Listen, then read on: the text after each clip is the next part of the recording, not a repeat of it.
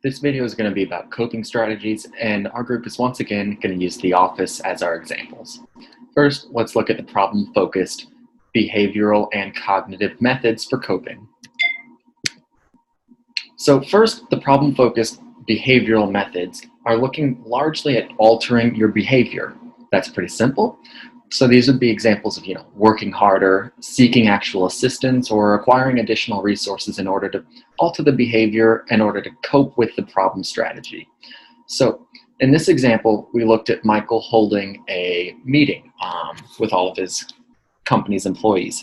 And this is a good example because he's seeking assistance and acquiring the additional resources of his employees in order to help cope with whatever problem they have.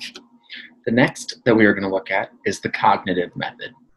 This method is largely focused on the inside. This is more focusing on your strategizing, maybe your self-motivation, or changing some of your priorities around in order to help cope with whatever problem you are having right then and there. In this example, we're going to look at Michael again.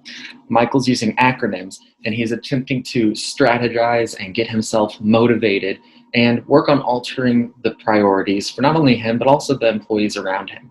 And this is once again his coping strategy.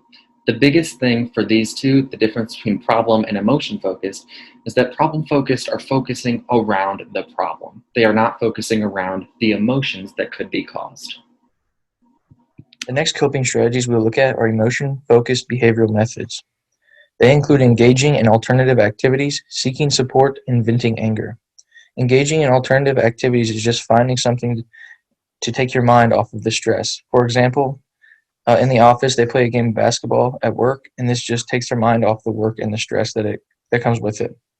Another example is seeking support. Seeking support is just talking to others, which could be coworkers or somebody at home, and just asking for their advice about the situation. An example here is Michael talking to his coworker, and that he's just seeking support, and they're just talking to each other about the situation that's going on. Another example is venting anger. Venting anger is just talking about the problems that are going on and just getting it off your chest, which is also what they could be doing here in the office, is they're just venting and getting off their chest what's going on.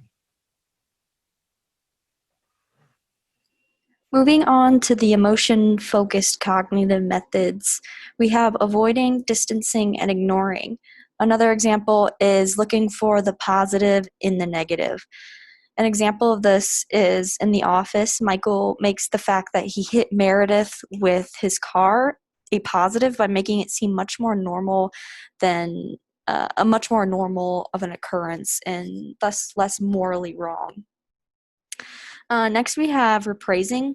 In a scene of The Office, again, Michael downplays the severity of hitting Meredith with the car by using humor, and he copes with it by making the situation seem less stressful than it really is.